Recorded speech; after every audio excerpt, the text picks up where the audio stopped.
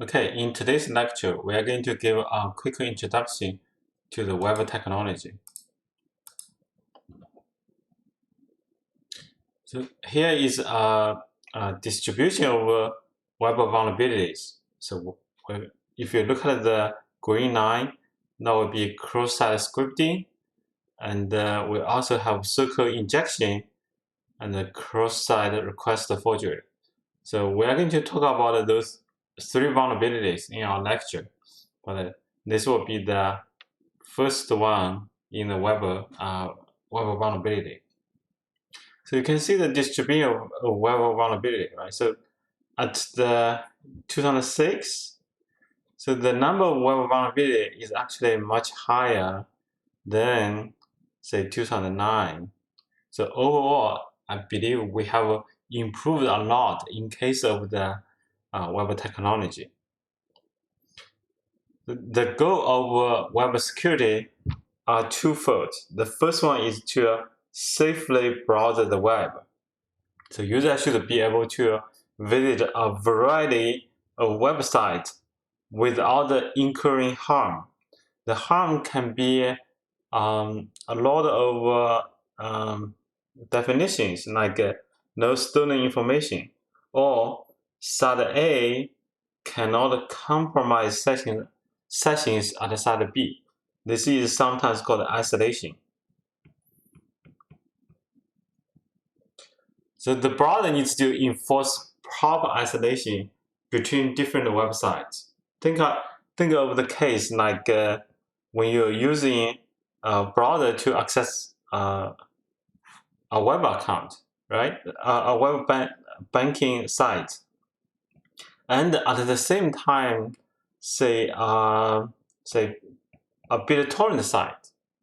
Okay, so you want the browser to isolate those two different sites, and also it needs to support secure web applications. Applications delivered over the web, it's actually very common, like Gmail, right? It has very good user experience because of the something we call the Web 2.0. We can actually support full-featured application on the web. So application delivered over the web should be able to achieve the same security property as the standalone applications, right? It also, so isolation is actually very important, but also, for example, a web application shouldn't access any of your files, right? So you have the system is here, then you have the web, okay? So the browser needs to enforce the isolation between system and the web, and also between different websites. So malware attacks, they are actually different ways to compromise the web. For example, browser can have exploit bugs. So they can often enable the remote code execution.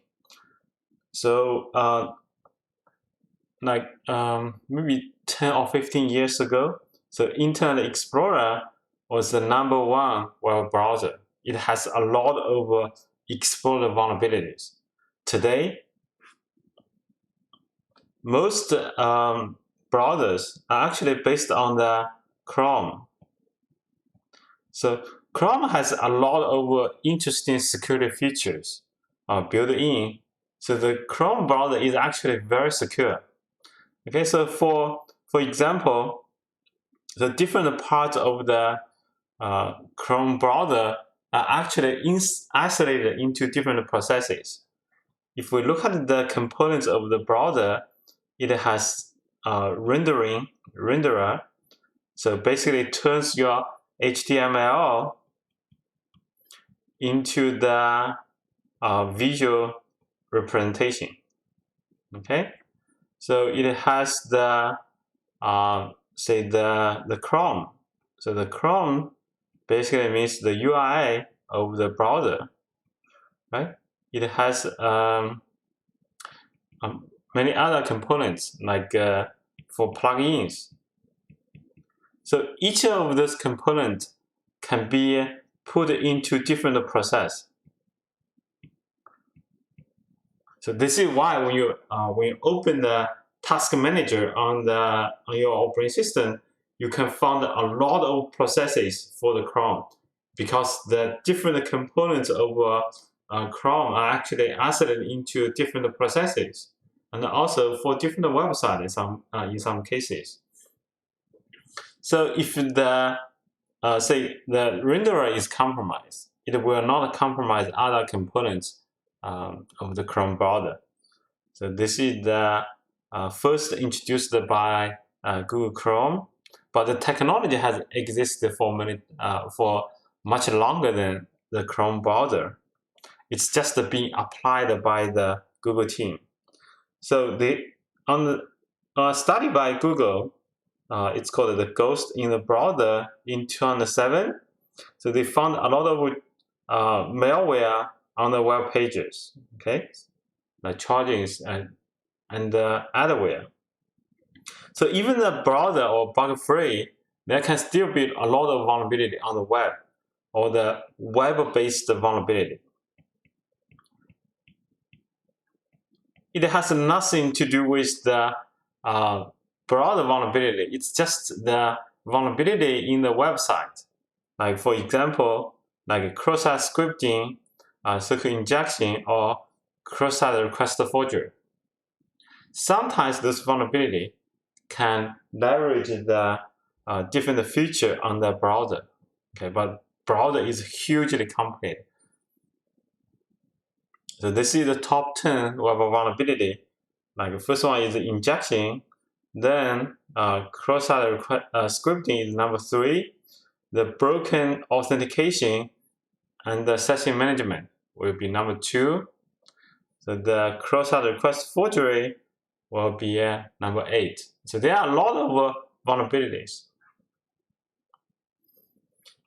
So you probably already know what is a URL, right? So the URL is used to access a website. It's a global identification of network retrievable document.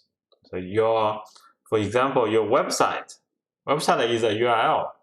Your image on the website is also another URL, right? So that's the unique identification of a document. So here is an example. We have scheme. Scheme can be HTTP, but also HTTPS. And then we have the host, which site. Then we have path. Then we have queries. So the query has this format, right? So it's the key value format.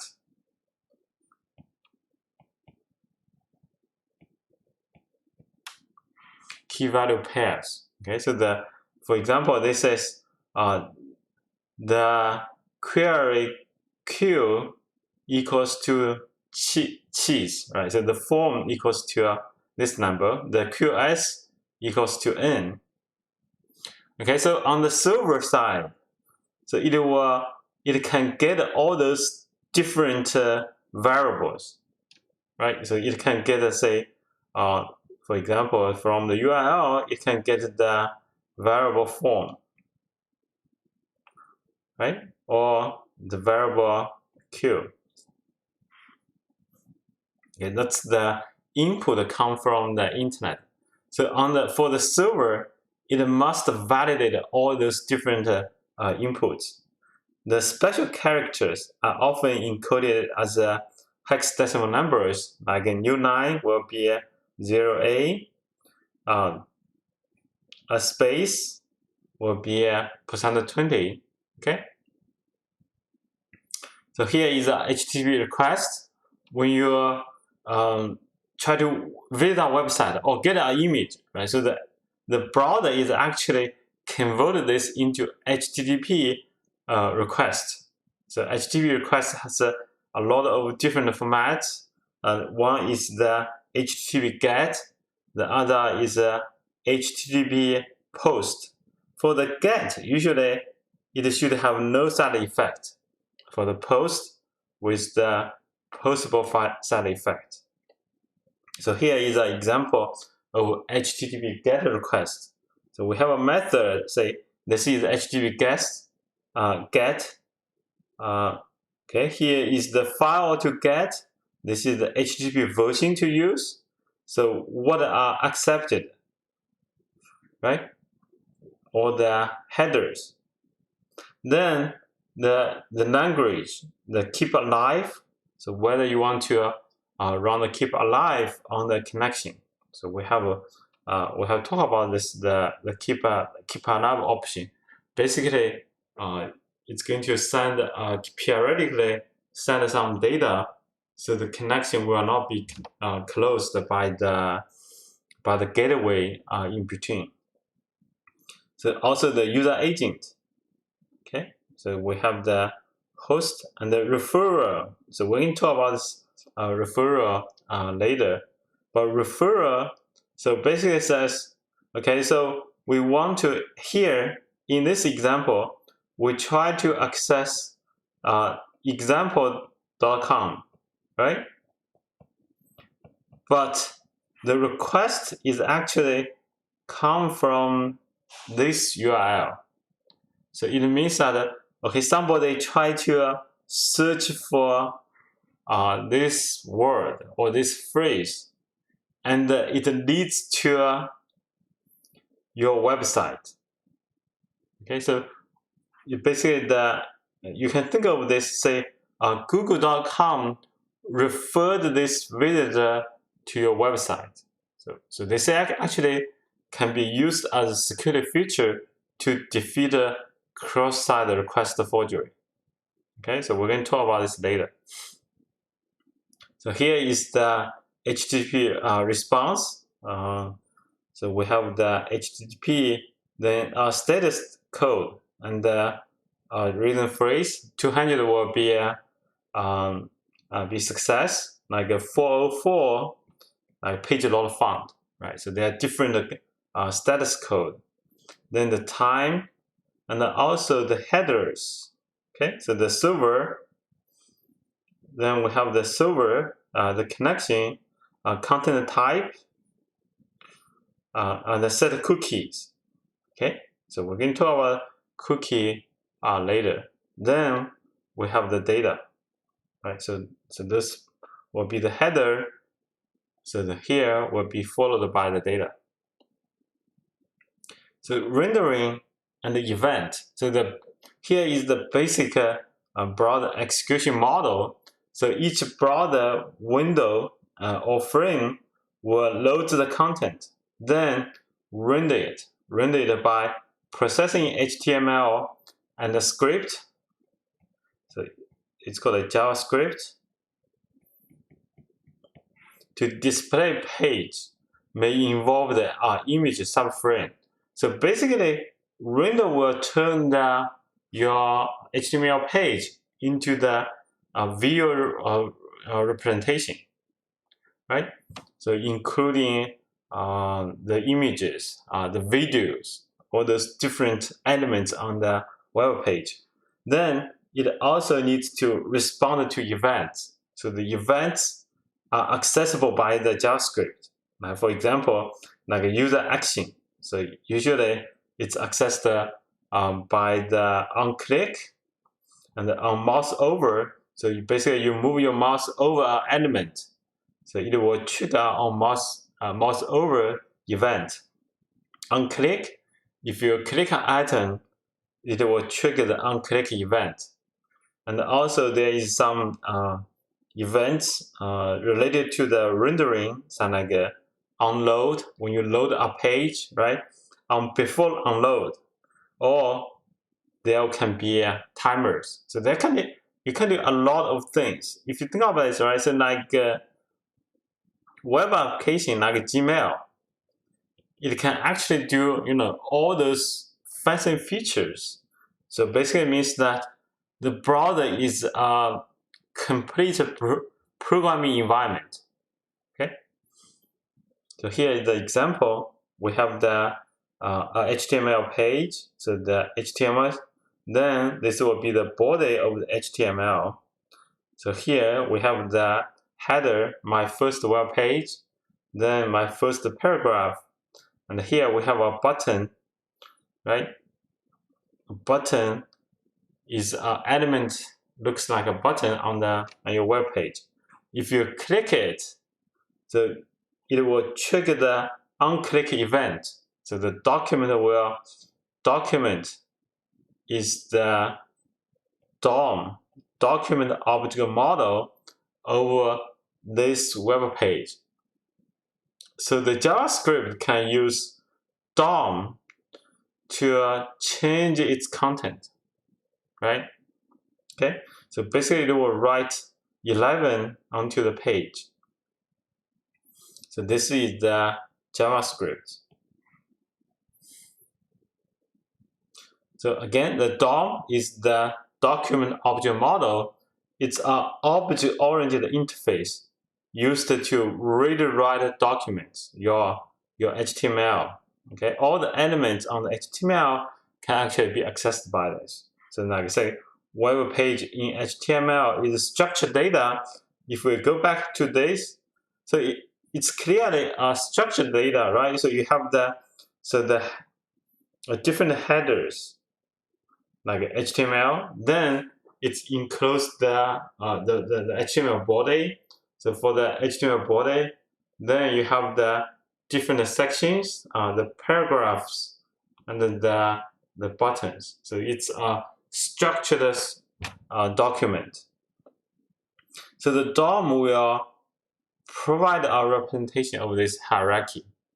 For example, you can have a lot of properties like document link color, the color of the link, the document URL, what's the URL of this page. So the document forms, right? Then document links or document anchors. So the anchors is basically something you can jump into on the web page. It can also has a method like document write, so you can write into the document. Okay.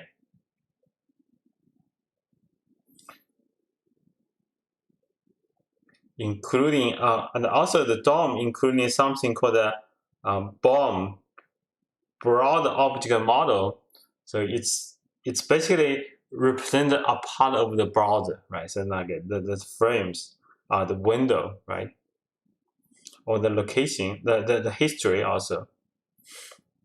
So here is the example. So we have a very similar page, but here, if you look at this, right? So we, instead of a button, we are using a script. So a script basically says, this is a piece of JavaScript. Then we use document, get element demo. So basically, the browser will return this element. Then we can change the inner HTML to 11. So basically, after running this script, then we have a PID equals to demo 11 and /p, right? Okay. So if you look at this example and the previous example, there are multiple ways to include JavaScript in your HTML page. You can use a script tag. Okay, so this is something called a tag. Then it can also be in the events, like onClick. Okay, so there are a lot of ways to put a JavaScript into a web page. So we can change the HTML using JavaScript and the DOM. So here we already showed this example, right?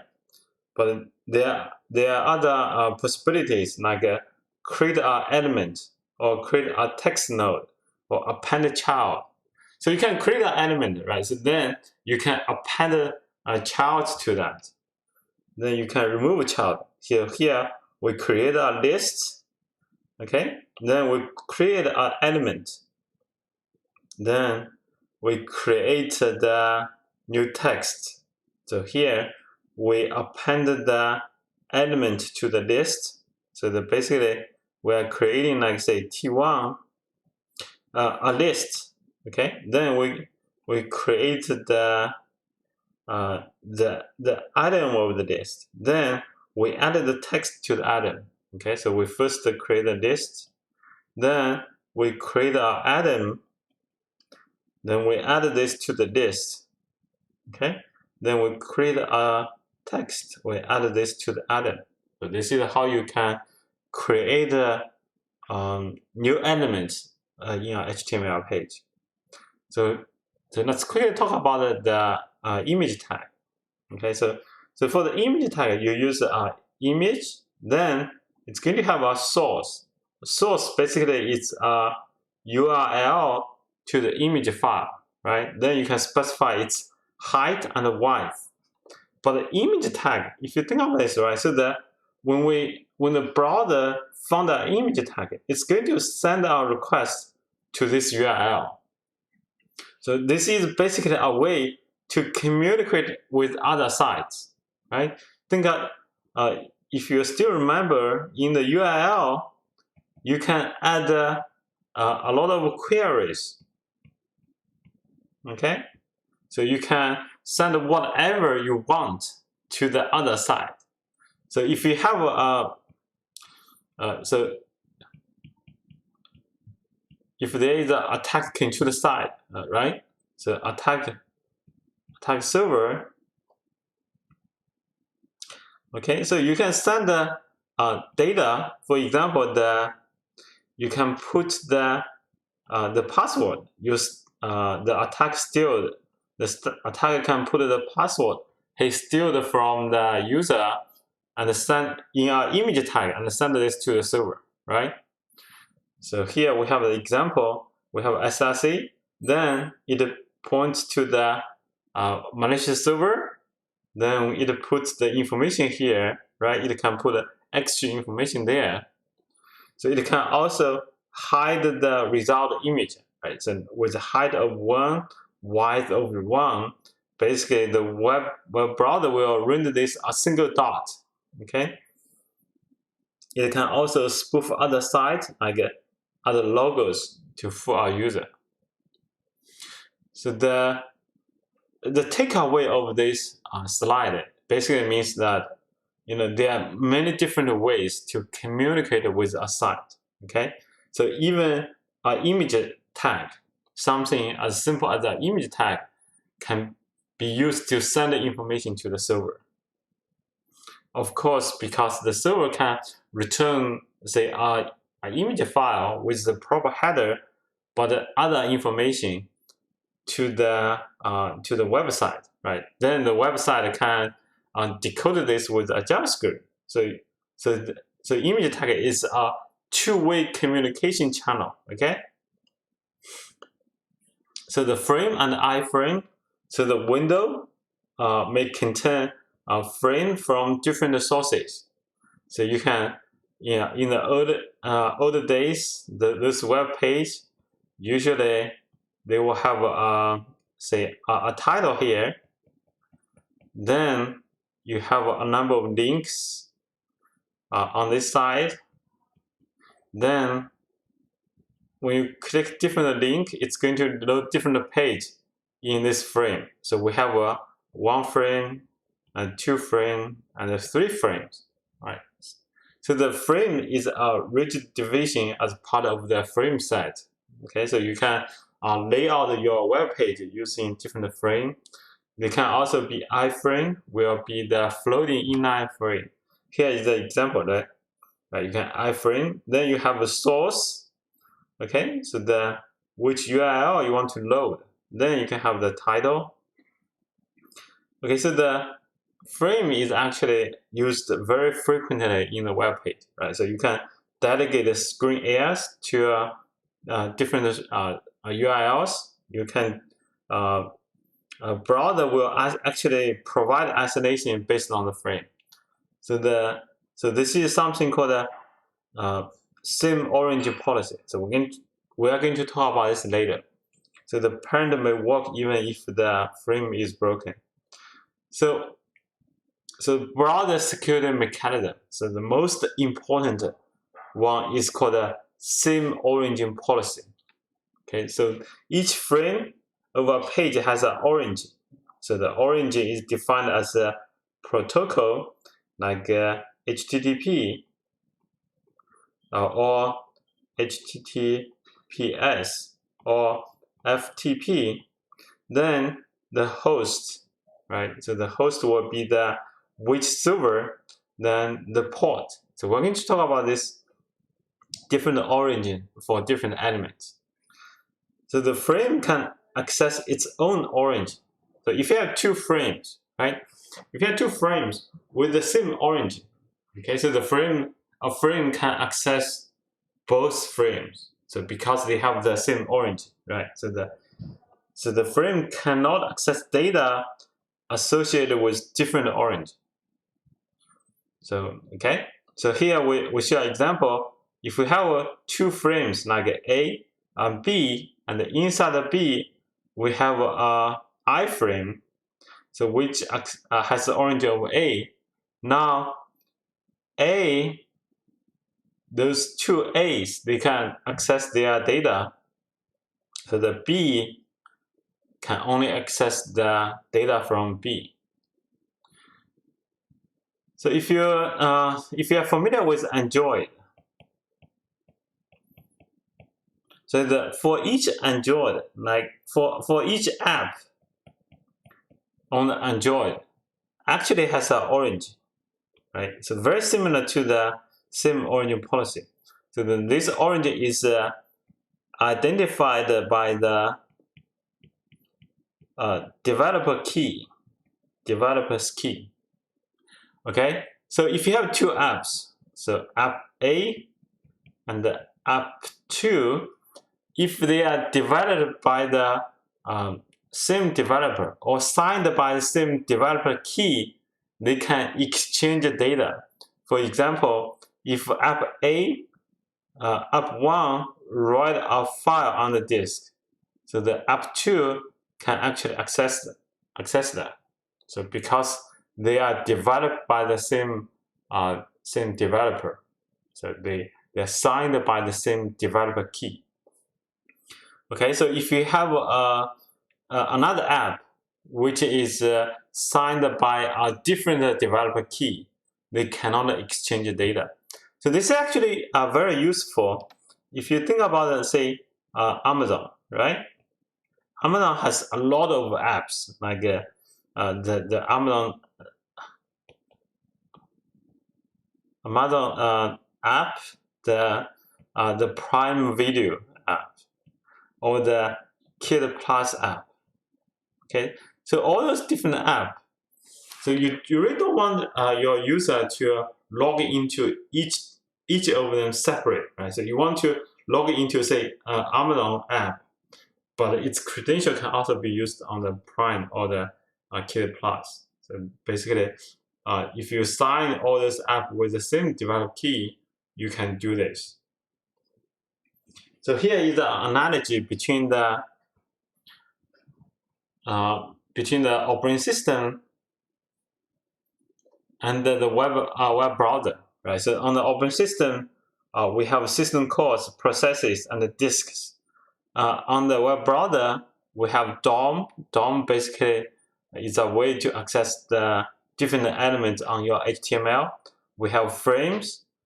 We have cookies, right? So the cookies can provide a storage, and on the operating system, processes are isolated. Okay, but on the web browser, frames are isolated using same origin policy. So on the operating system, the principle is called users. Okay, so the different user, the OS will provide isolation between different users. So if you have a process from two different users, so it will not interfere with each other. Okay, so this is something called a discretionary access control. Then on the web browser, there is the origins, the same origin policy, right? So it can actually provide a mandatory access control. Then we have different vulnerabilities like buffer overflows, cross-site scripting, cross-site request forgery. Okay, so there are a lot of different attacks. So if you look at this, right, so the people are saying, so web browser, it's actually a complete operating system because it provides all those services, the ability to create a UI, the ability to respond to user input or user event, okay? And also its sheer complexity. So this is why people often compare those two different entities. So the orange over broader primitives like a cookie. So the different orange is the domain and the path of setting URL. For JavaScript, if it's imported in a page or frame, it has the same orange as that page or frame. Okay. If it's embedded in a page or frame, it has the same orange as that page or frame. Okay. So for example, if you have a web page, right? So the web page, so the modern web page is actually extremely complicated.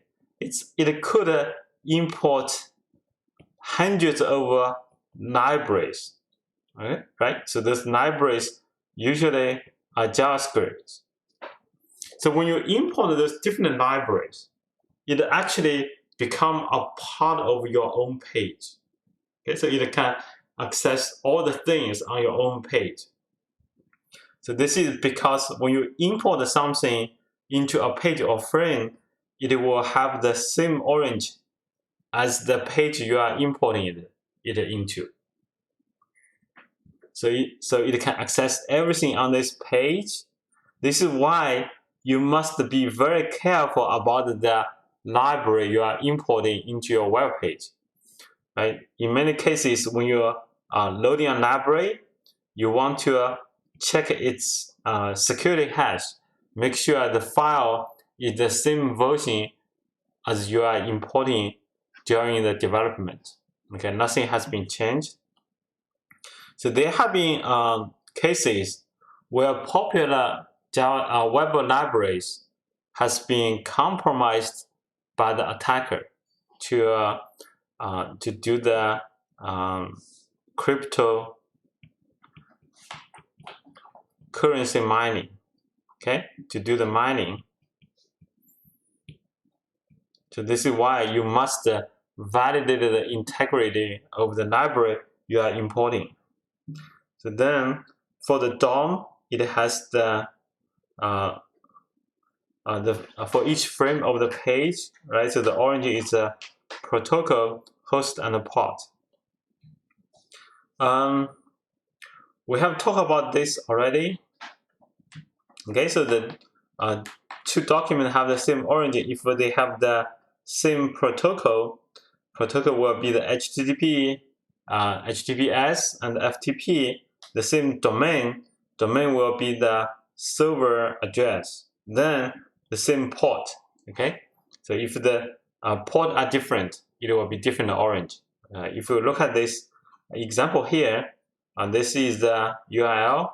Okay, so the orange will be HTTP. This will be the domain or the site. So the port for HTTP, that will be 80. For HTTPS, it will be 443. Okay, so if you look at this this URL, it will have the same orange. So if you look at this URLs, right, it will be the different orange. So we have the if you look at this domain here, so we have the www here.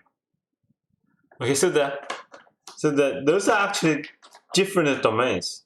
It could be mapped to different servers. So this is why even you add a www, it will refer to different server. Okay, but often, so the web admin will actually redirect a domain like this into a domain like this. Okay, so this will be a different domain. here will be a different protocol. This will be the different port. So the same origin for cookies, the two documents have the same origin if they have the same protocol, same domain, and the same path. Okay, so the cookie is the same origin policy for cookie is defined a little bit differently. Okay, so you can actually relax the same origin policy. You can set the document domain to the same origin, okay, to relax the SOP requirement. So for example, we have multiple servers from the Facebook, like facebook.com, like chatfacebook.com. You want to allow the data to be shared between those different domains. Right? So to do this, you can set the document domain on those both of the sides to the same one, right? To the same suffix. Okay, so you like facebook.com, facebook.com. So by doing so, you can allow them to communicate. So we have talk about this. The library imported excluded from the SOP. Basically, if you import a library, it become a part of your page, right? So here is an example. We import a script from verisign.com. Okay, so it will check the host and display this little icon. Okay, so it become a part of the page import this JavaScript. It's not the source server. Again, it has the privilege over imported page, not the source server. So it become a part of yourself. Make sure whenever you load a JavaScript from external sources, you should validate its integrity by check its hash. So there is also a type of vulnerability called mixed content. So basically, you load a page over HTTPS, but there are some elements are loaded by HTTP. If we look at the attack on the network, right? So assume this will be the network. So this is the router. So if the attack can choose the router, it can actually change the HTTP part of your page. Okay, because the HTTP part is actually combined into the same page, right? So you import something using HTTP, it becomes yourself. Okay, so the attacker can change this part and fully compromise the HTTPS part because they are actually share the same page, right? It has the same origin. So then normally your browser will display a warning for this kind of case. Here is the example. We have like Internet Explorer, right? In many cases, they are very silly kind of visual indication, like Firefox. It will actually display just this. Okay. So the cookies. So you can use a cookie to store data on the user's machine. Right? HTTP is a stateless protocol. So you basically say, let's get something, then the server will return this. So the server normally will not maintain a state for the connections, but you can use a cookie to add the state.